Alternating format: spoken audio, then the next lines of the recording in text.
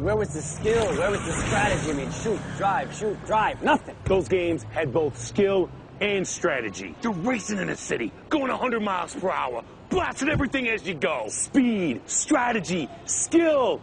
Those games were awesome. Maybe back in your day, sweetheart, but look, you name me one car combat game that was as good on PlayStation 1, kicked ass on PlayStation 2, and kicked even more ass on PS3. The ultimate ass kicking.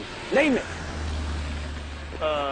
That's right. You can't do it because it doesn't exist. Now get back to work, punk. I'm the punk. Don't kick my cab.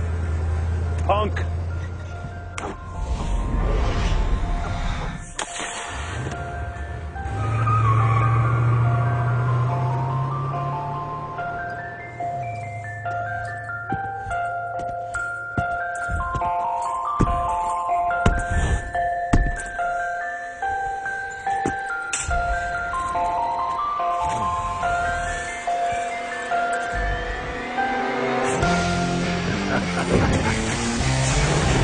Light 'em up, boys.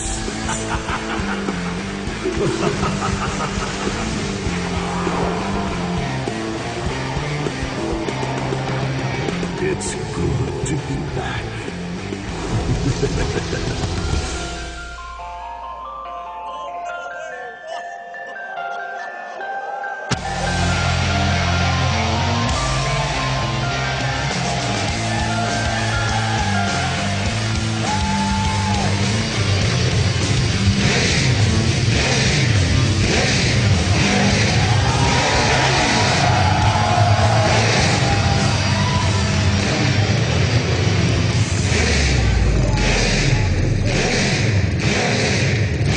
Hey everybody, I'm David Jaffe and this is Scott Campbell and we're the co-founders of Eat, Sleep, Play.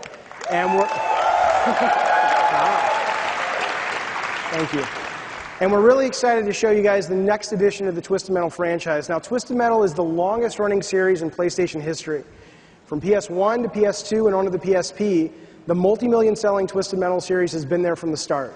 And today we're excited to announce that the Twisted Metal legacy will continue, coming exclusively to PlayStation 3, 2011.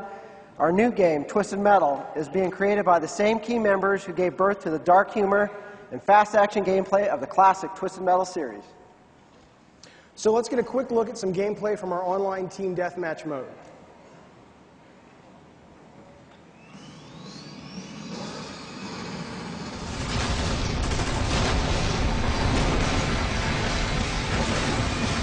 Scott, you're up. Okay. So, this is, Twisted has always occurred in backyards, in cities of our own reality. Here you see them totally trashing Main Street, tearing it apart. The classic deathmatch mode returns with 16 players online, along with 2- and 4-player online split screen, and plenty of new mode variations.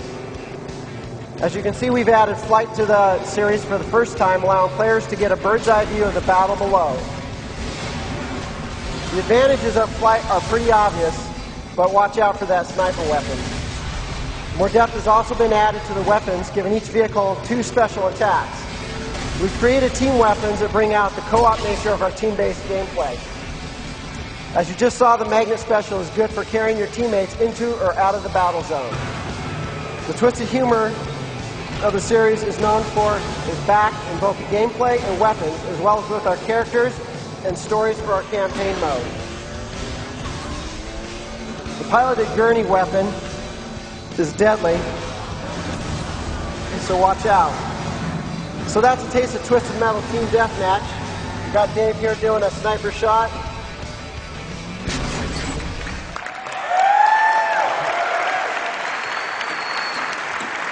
We now want to show you one of our new game modes. It's our twisted take on objective-based team play.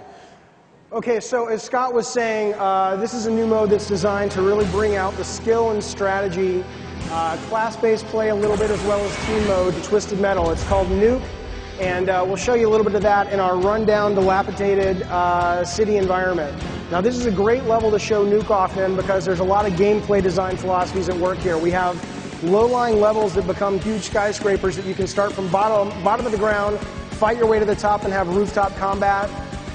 We've got a freeway system that connects the whole level together with moving traffic. We've got low-lying slums. We've got a big junkyard with a huge battle section in the middle. And then we also have these kind of rolling hills that kind of tie everything together in the center. Now this is a great level for straight-up car combat, deathmatch, team deathmatch, variations on that mode that you'll be seeing. But it's great for Nuke as well. Now online, Twisted Metal is all about factions fighting factions. And so in this demo, we have the Sweet Tooth faction, the clowns inspired by Sweet Tooth right here from Twisted Metal. And then we also have the dolls who are inspired by Dollface from Twisted Metal Black.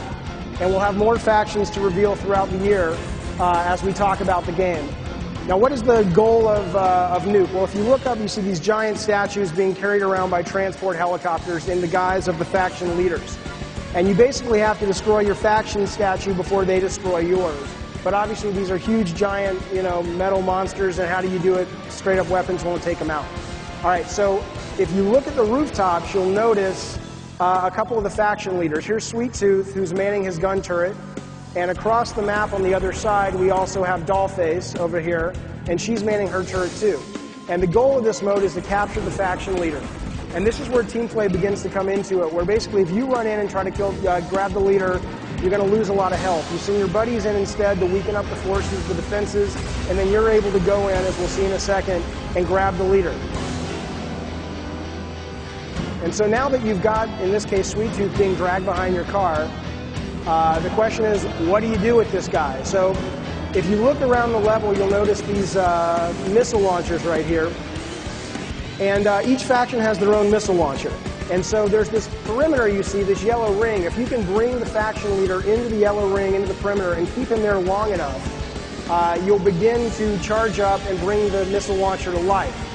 Now, teamwork, again, is crucial, because if you lose the faction leader in that perimeter, like capture the flag, it respawns back at base, and you got to go back and get him again. So if you can get a buddy to post up on top of a skyscraper with a sniper rifle, it's really effective at taking down the enemies. You can also send in vehicles that are really, really strong, like the motorcycles that have flaming chainsaws. They can take out bad guys in 2 or 3 hits. So in this case, we've charged up the missile launcher because we've kept the leader in there long enough. And now all that's left to do is basically sacrifice the leader to the missile launcher, and you will earn your faction a missile launch. So here he goes. Now he's in, and now you've earned the missile. Now what's left to do is you and your team have to guide that missile and protect it from helicopters and a variety of other attacks into the enemy statue. And the first team to hit the enemy statue 3 times wins Nuke for their faction. So that's our Nuke mode. We're really excited to meet with the press later in the week to talk about the mode and more of the depth and whatnot. Thank you for your time. Everything you saw and more from Team Deathmatch is playable starting now in the Sony booth. We look forward to seeing you there. Have a great show.